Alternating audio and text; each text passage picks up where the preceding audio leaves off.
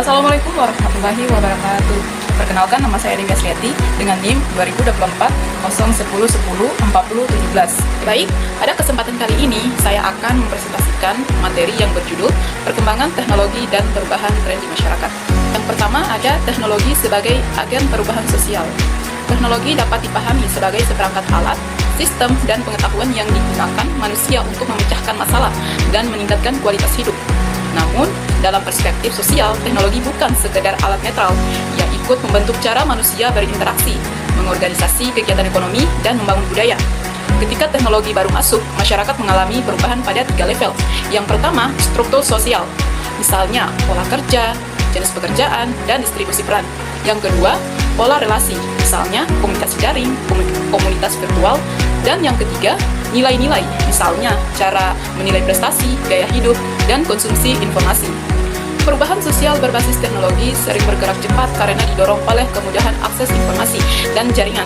Akibatnya, masyarakat mengalami pergeseran kebiasaan, seperti anak-anak lebih akrab dengan gawai, keluarga memanfaatkan platform digital untuk transaksi, dan komunitas membangun solidaritas melalui ruang virtual. Pada saat yang sama, muncul tantangan, seperti kesenjangan akses, digital divide, ketergantungan pada informasi instan, serta potensi konflik akibat perbedaan pandangan yang dipicu algoritma. Bagi pembelajaran IPS sekolah dasar, kondisi ini menuntut guru mengajak siswa membaca perubahan sosial secara sederhana tetapi bermakna, seperti membedakan kebutuhan, keinginan dalam konsumsi digital, memenuhi sebab akibat perubahan, misalnya transportasi online dan pola mobilitas, dan mendiskusikan nilai, misalnya etika berkomentar, menghargai privasi. Pembelajaran sebaiknya memfasilitasi pengalaman belajar yang dekat dengan kehidupan siswa, sambil menanamkan prinsip warga digital yang bertanggung jawab, seperti bijak mengakses informasi, menghormati orang lain, dan sadar dampak tindakan di ruang digital.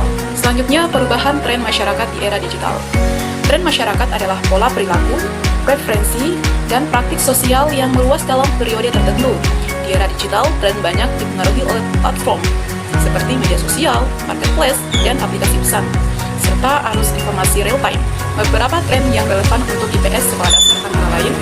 Yang pertama, ada tren komunikasi cepat dan visual, seperti konten pendek, emoji, video singkat, dan pesan instan membuat komunikasi lebih ringkas tetapi berisiko miskomunikasi. Dalam IPS, fenomena ini dapat dikaitkan dengan topik interaksi sosial, norma berkomunikasi, dan serta konsekuensi sosial dari viral. Yang kedua, ada tren ekonomi digital. Belanja online, pembayaran non-tunai, dan pekerjaan berbasis platform memperlihatkan perubahan cara masyarakat memenuhi kebutuhan.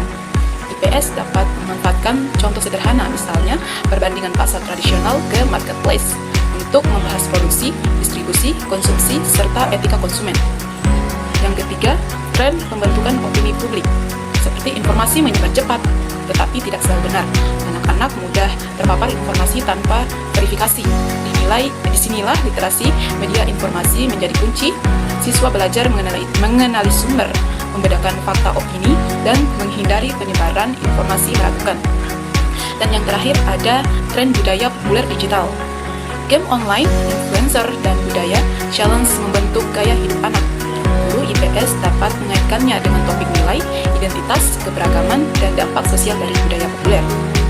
Melalui pembelajaran IPS, tren-tren itu tidak diposisikan untuk dihakimi, tetapi dianalisis dengan kacamata edukatif, seperti apa manfaatnya, apa risikonya, nilai apa yang perlu dijaga, dan bagaimana cara mengambil keputusan yang tepat. Dengan demikian, IPS menjadi ruang latihan berpikir kritis dan membentuk karakter sosial di tengah perubahan yang cepat. Selanjutnya, literasi media informasi dan kewargaan digital untuk siswa sekolah dasar.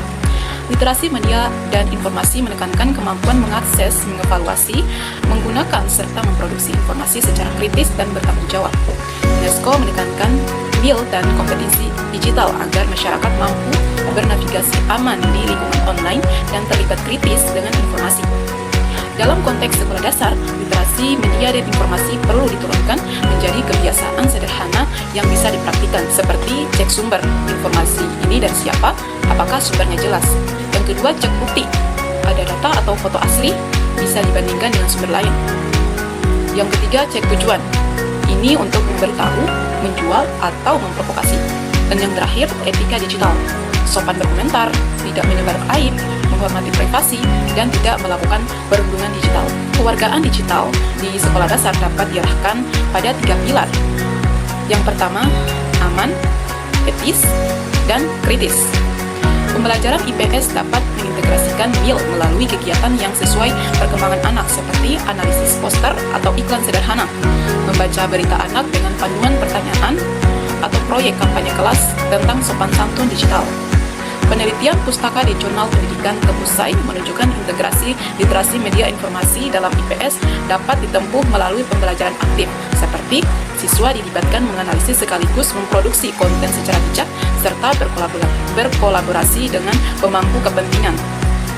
Dengan cara ini, IPS tidak hanya memberi pengetahuan sosial, tetapi juga membangun daya tahan siswa menghadapi banjir informasi. Baik, kesimpulan dari materi tersebut yaitu perkembangan teknologi membentuk perubahan sosial dan tren baru dalam masyarakat, sehingga IPS sekolah dasar perlu hadir sebagai ruang belajar yang membantu siswa memahami realitas sosial, menguatkan literasi media informasi, serta membangun kewargaan digital yang etis dan aman.